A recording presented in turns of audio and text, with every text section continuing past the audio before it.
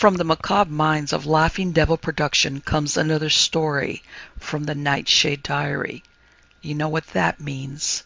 Check under the bed and make sure no one or nothing is there. Is the closet door securely shut? Then leave your disbelief behind, amp up your imagination, and hang on tight for another ride into terror and mystery. And like all good horror stories, just imagine it's a dark and stormy night. And remember, screaming like a little girl is permitted.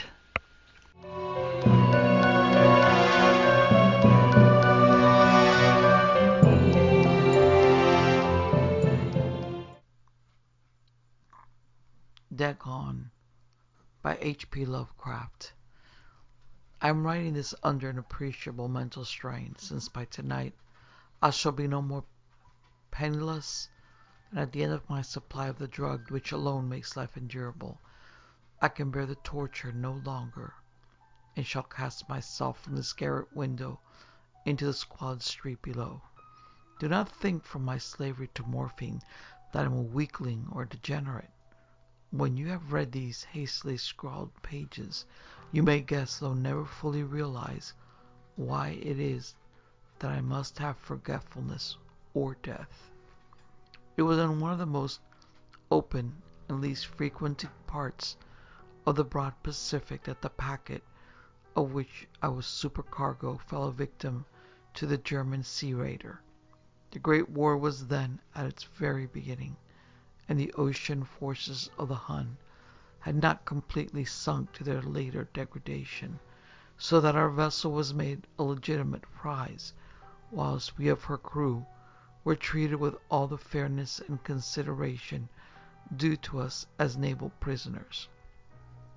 So liberal, indeed, was the discipline of our captors that 5 days after we were taken, I managed to escape alone in a small boat with water and provisions for a good length of time.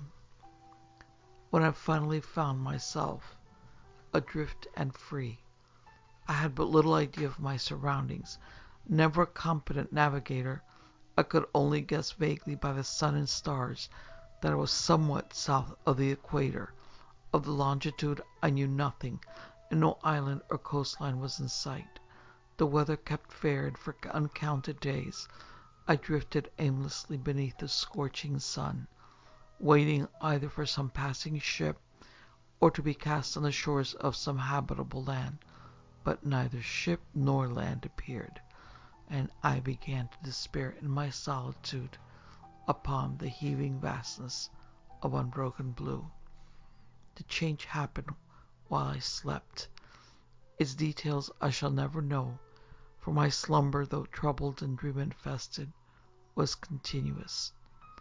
When at last I awaked, it was to discover myself half sucked into a slimy expanse of hellish black mire, which extended about me in monotonous undulations as far as I could see, and in which my boat lay grounded some distance away.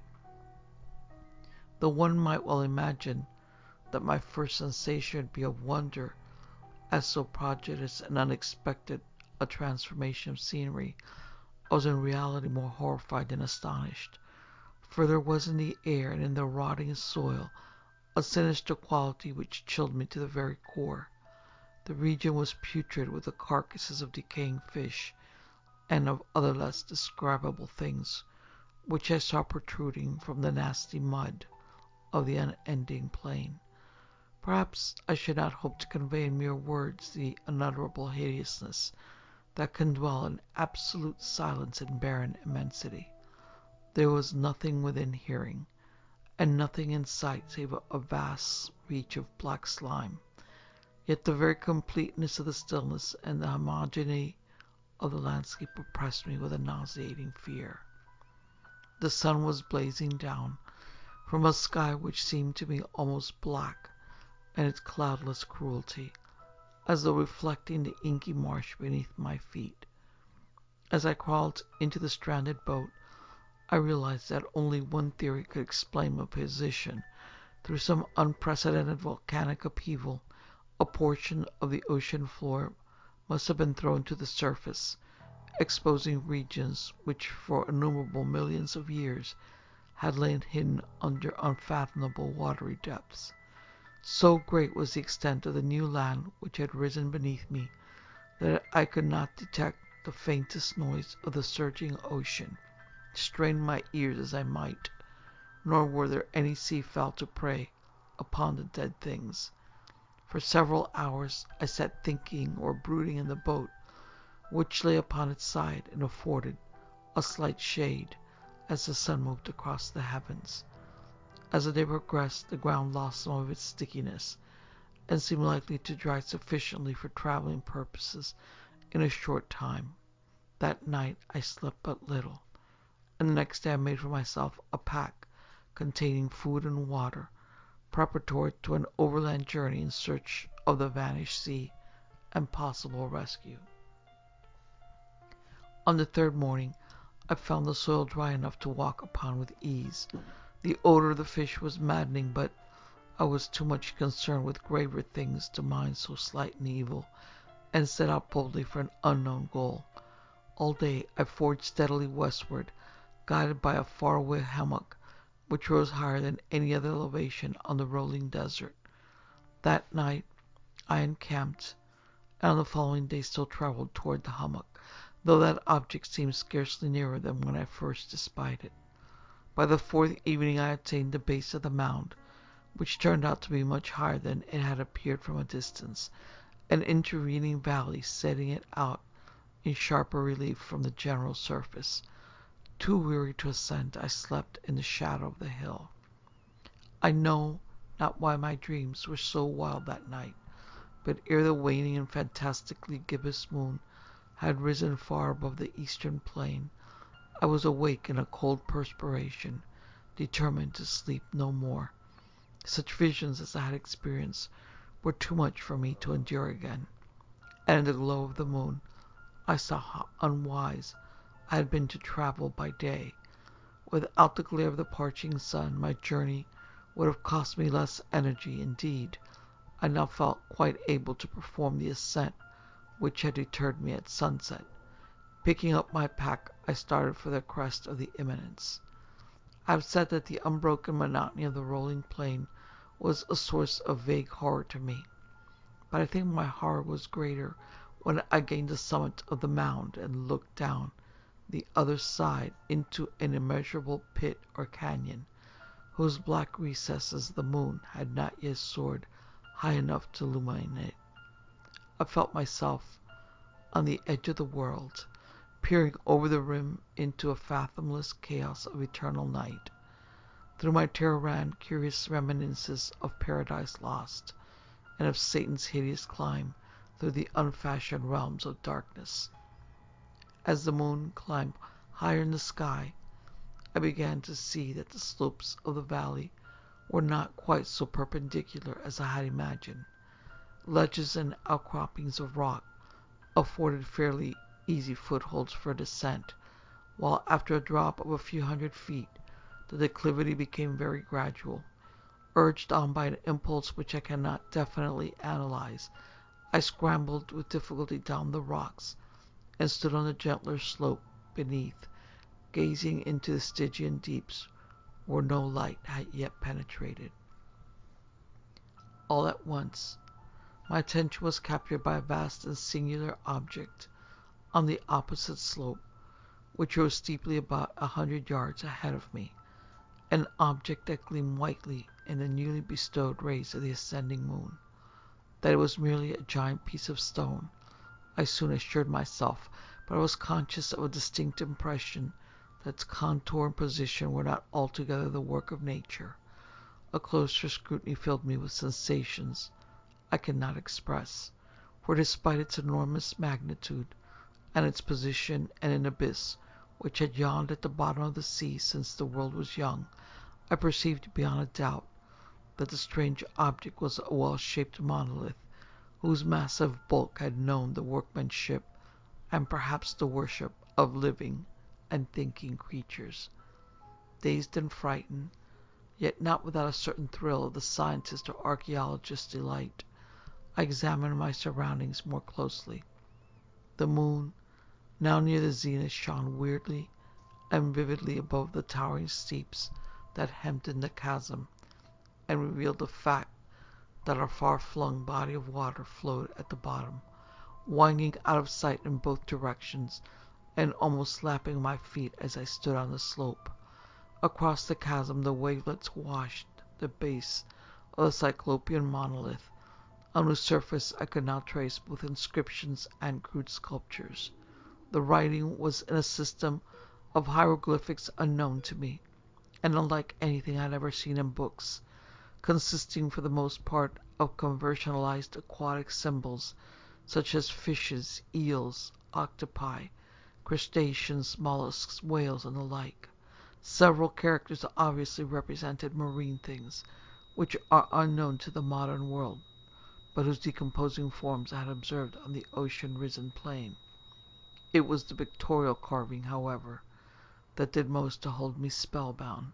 Plainly visible across the intervening water on account of their enormous size were an array of bas-reliefs, whose subjects would have excited the envy of a Doré. I think that these things were supposed to depict men, at least a certain sort of men, though the creatures were shewn disporting like fishes in the waters of some marine grotto, or paying homage at some monolithic shrine, which appeared to be under the waves as well. Of their faces and forms I dare not speak in detail, for the mere remembrance makes me grow faint. Grotesque beyond the imagination of a Poe or a Bulwer, they were damnably human in general outline, despite webbed hands and feet, shockingly wide, and flabby lips, glassy, bulging eyes, and other features less pleasant to recall. Curiously enough, they seemed to have been chiseled badly out of proportion with their scenic background, for one of the creatures was shewn in the act of killing a whale represented as but little larger than himself. I remarked, as I say, their grotesqueness and strange size, but in a moment decided that they were merely the imaginary gods of some primitive fishing or seafaring tribe, some tribe whose last descendant had perished eras before the first ancestor of the Piltdown or Neanderthal man was born. Awestruck at this unexpected glimpse into a past beyond the conception of the most daring anthropologist, I stood musing while the moon cast queer reflections on the silent channel before me. Then suddenly I saw it, with only a slight churning to mark its rise to the surface. The thing slid into view above the dark waters.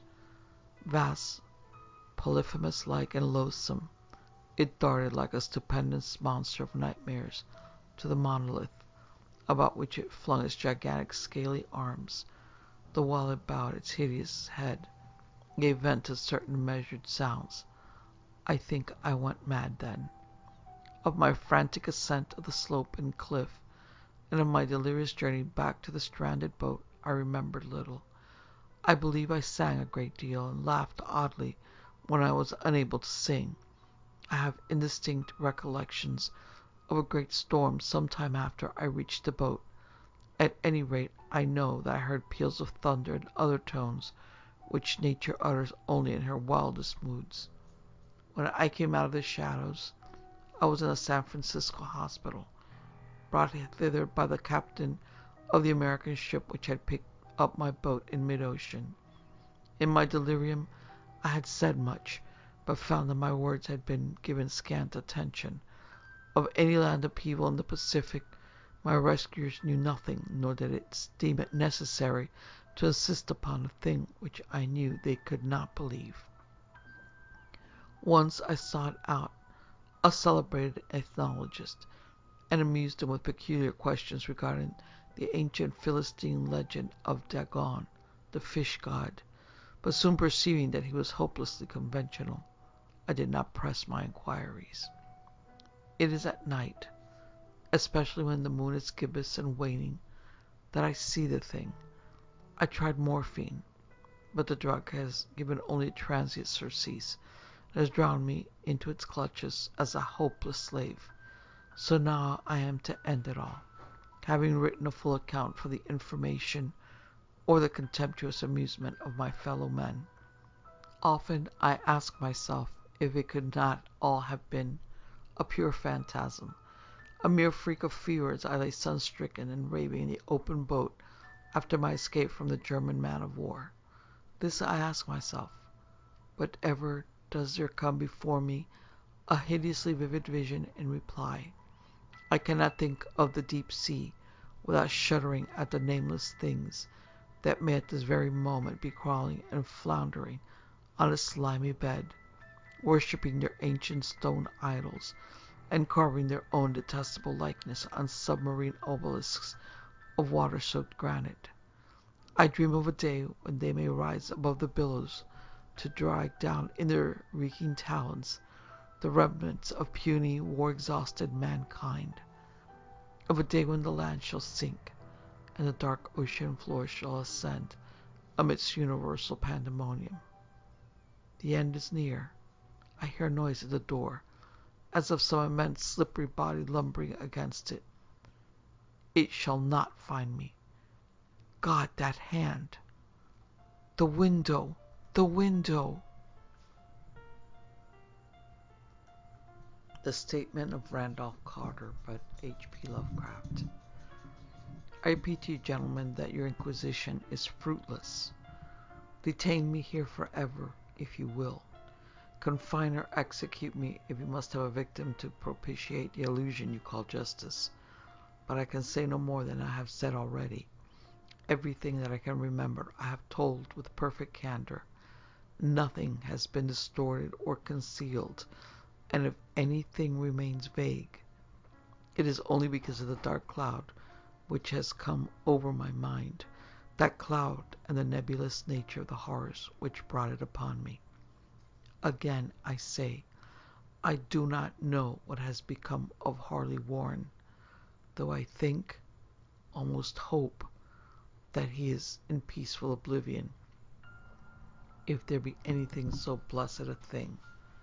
It is true that I have for 5 years been his closest friend, and a partial share of his terrible researches into the unknown. I will not deny, though my memory is uncertain and indistinct, that this witness of yours may have seen us together, as he says, on the Gainesville Pike, walking towards Big Cypress Swamp at 11:30 on that awful night, that we bore electric lanterns, spades, and a curious coil of wire with attached instruments. I will even affirm, for these things are played a part of the single hideous scene which remains burned into my shaken recollection. But of what followed, and of the reason I was found alone and dazed on the edge of the swamp next morning, I must insist that I know nothing save what I have told you over and over again. You say to me that there is nothing in the swamp, or near it, which could form the setting of that frightful episode. I reply that I know nothing beyond what I saw. Vision or nightmare it may have been. Vision or nightmare I firmly hope it was. Yet it is all that my mind retains of what took place in those shocking hours after we left the sight of men, and why Harley Warren did not return. He or his shade, or some nameless thing I cannot describe, alone can tell. As I have said before, the weird studies of Harley Warren were well known to me, and to some extent shared by me. Of his vast collection of strange rare books on forbidden subjects, I have read all that are written in the languages of which I am master. But these are few as compared with those in languages I cannot understand. Most, I believe, are in Arabic, and the fiend-inspired book which brought on the end, the book which he carried in his pocket out of the world, was written in characters whose like I never saw elsewhere. Warren would never tell me just what was in that book. As to the nature of our studies, must I say again that I no longer retain full comprehension? It seemed to me rather merciful that I do not, for they were terrible studies, which I pursued more through reluctant fascination than through actual inclination. Warren always dominated me, and sometimes I feared him. I remember how I shuddered at his facial expression on the night before the awful happening, when he talked so incessantly of his theory why certain corpses never decay, but rest firm and fat in their tombs for 1,000 years. But I do not fear him now, for I suspect that he has known horrors beyond my ken. Now I fear for him. Once more I say that I have no clear idea of our object on that night. Certainly it had much to do with something in the book which Warren carried with him, that ancient book in undecipherable characters which had come to him from India a month before.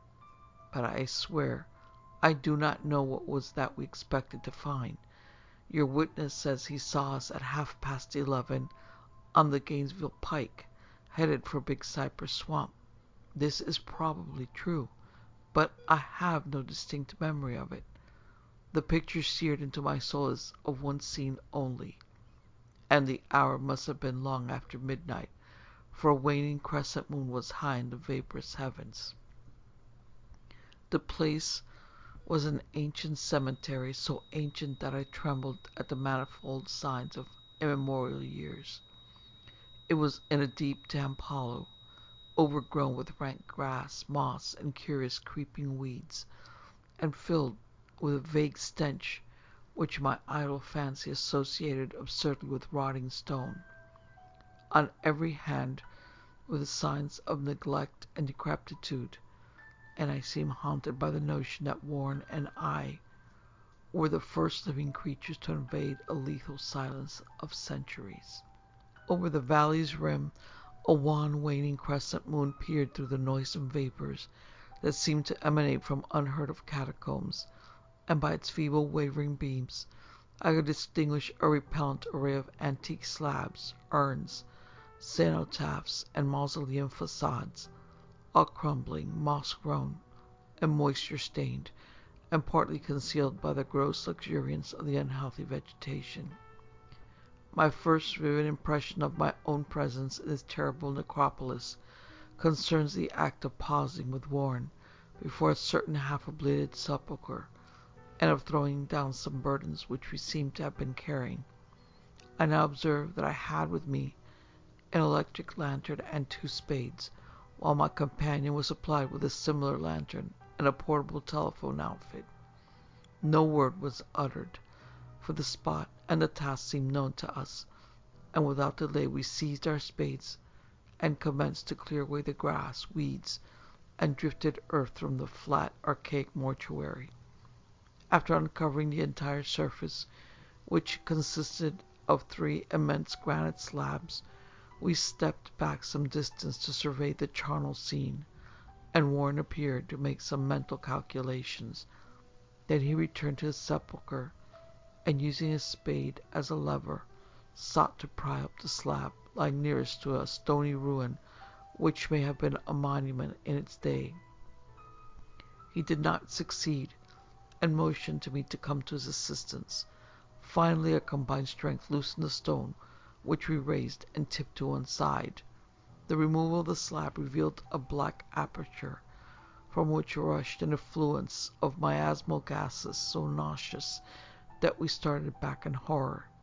After an interval, however, we approached the pit again, and found the exhalations less unbearable. Our lanterns disclosed the top of a flight of stone steps, dripping with some detestable ichor of the inner earth, and bordered by moist walls encrusted with nitre. And now for the first time my memory records verbal discourse, Warren addressing me at length in his mellow tenor voice, a voice singularly unperturbed by our awesome surroundings. "I'm sorry to have to ask you to stay on the surface," he said, "but it would be a crime to let anyone with your frail nerves go down there. You can't imagine, even from what you have read and from what I've told you, the things I shall have to see and do. It's fiendish work, Carter, and I doubt if any man without ironclad sensibilities could ever see it through and come up alive and sane. I don't wish to offend you, and heaven knows I'd be glad enough to have you with me, but the responsibility is in a certain sense mine, and I couldn't drag a bundle of nerves like you down to probable death or madness. I tell you, you can't imagine what the thing is really like. But I promise to keep you informed over the telephone of every move. You see, I have enough wire here to reach the center of the earth and back. I can still hear in memory those coolly spoken words. I can still remember my remonstrances. I seemed desperately anxious to accompany my friend into those sepulchral depths, yet he proved inflexibly obdurate. At one time he threatened to abandon the expedition if I remained insistent, a threat which proved effective since he alone held the key to the thing. All this I can still remember, though I no longer know what manner of thing we sought. After he had secured my reluctant agreement in his design, Warren picked up the reel of wire and adjusted the instruments. At his nod, I took one of the latter and seated myself upon an aged, discolored gravestone close by the newly uncovered aperture. Then he shook my hand, shouldered the coil of wire, and disappeared within that indescribable ossuary. For a moment I kept sight of the glow of his lantern, and heard the rustle of the wire as he laid it down after him. But the glow soon disappeared abruptly, as if a turn in the stone staircase had been encountered, and the sound died away almost as quickly. I was alone, yet bound to the unknown depths by those magic strands, whose insulated surface lay green beneath the struggling beams of that waning crescent moon.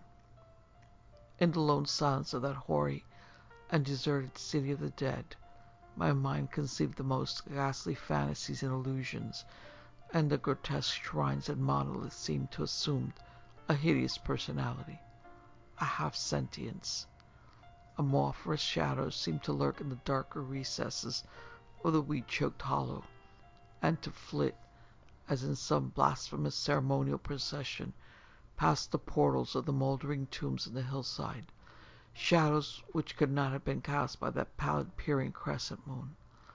I constantly consulted my watch by the light of my electric lantern, and listened with feverish anxiety at the receiver of the telephone, but for more than a quarter of an hour heard nothing. Then a faint clicking came from the instrument, and I called down to my friend in a tense voice. Apprehensive as I was nevertheless unprepared for the words which came up from that uncanny vault in accents more alarmed and quivering than any I had heard from Harley Warren.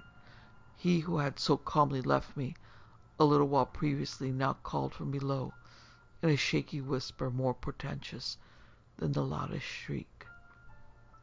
God, if you could see what I am seeing. I could not answer. Speechless, I could only wait. Then came the frenzied tones again. Carter, it's terrible, monstrous, unbelievable. This time my voice did not fail me, and I poured into the transmitter a flood of excited questions. Terrified, I continued to repeat, Warren, what is it? What is it? Once more came the voice of my friend, still hoarse with fear and now apparently tinged with despair. I can't tell you, Carter. It's too utterly beyond thought. I dare not tell you. No man could know it and live. Great God, I never dreamed of this. Stillness again, save for my now incoherent torrent of shuddering inquiry. Then the voice of Warren in a pitch of wilder consternation. Carter, for the love of God, put back the slab and get out of this if you can. Quick! Leave everything else and make for the outside. It's your only chance. Do as I say and don't ask me to explain. I heard, yet was able only to repeat my frantic question. Around me were the tombs and the darkness and the shadows. Below me some peril beyond the radius of the human imagination. But my friend was in great danger than I, and through my fear I felt a vague resentment that he should deem me capable of deserting him under such circumstances. More clicking, and after a pause, a piteous cry from Warren. Beat it, for God's sake, put back the slab, and beat it, Carter. Something in the boyish slang of my evidently stricken companion unleashed my faculties. I formed a shattered resolution. Warren, brace up, I'm coming down. But at this offer, The tone of my auditor changed to a scream of utter despair. Don't! You can't understand. It's too late. And my own fault. Put back the slab and run. There's nothing else you or anyone can do now. The tone changed again, this time acquiring a softer quality, as of hopeless resignation. Yet it remained tense through anxiety for me. Quick! Before it's too late! I tried not to heed him, tried to break through the paralysis which held me and to fulfill my vow to rush down to his aid. But his next whisper found me still held inert in the chains of stark horror. Carter, hurry! It's no use. You must go. Better one than two. The slab! A pause, more clicking than the faint voice of Warren. Nearly over now. Don't make it harder. Cover up those damn steps and run for your life. You're losing time. So long, Carter. Won't see you again. Here Warren's whisper swelled into a cry that gradually rose to a shriek, fraught with all the horror of the ages. Curse these hellish things. Legions, my God. Beat it, beat it, beat it. After that was silence. I know not how many interminable eons I sat stupefied, whispering, muttering, calling, screaming into that telephone. Over and over again, through those eons, I whispered and muttered, called, shouted, and screamed, Warren, Warren, answer me. Are you there? And then there came to me the crowning horror of all, the unbelievable, unthinkable, almost unmentionable thing. I've said that eons seemed to lapse after Warren shrieked forth his last despairing warning, that only my own cries now broke the hideous silence. But after a while there was a further clicking in the receiver, and I strained my ears to listen. Again I called down, Warren, are you there? And in answer heard the thing which has brought this cloud over my mind. I do not try, gentlemen, to account for that thing, that voice, nor can I venture to describe it in detail, since the first words took away my consciousness and created a mental blank which reaches to the time of my awakening in the hospital. Shall I say that the voice was deep, hollow, gelatinous, remote, unearthly, inhuman, disembodied? What shall I say? It was the end of my experience, and is the end of my story. I heard it, and knew no more. Heard it as I sat petrified in that unknown cemetery in the hollow, amidst the crumbling stones and the falling tombs, the rank vegetation and the miasmal vapors. Heard it well up from the innermost depths of that damnable open sepulchre, as I watched amorphous necrophagous shadows dance beneath an accursed waning moon. And this is what it said. You fool, Warren is dead.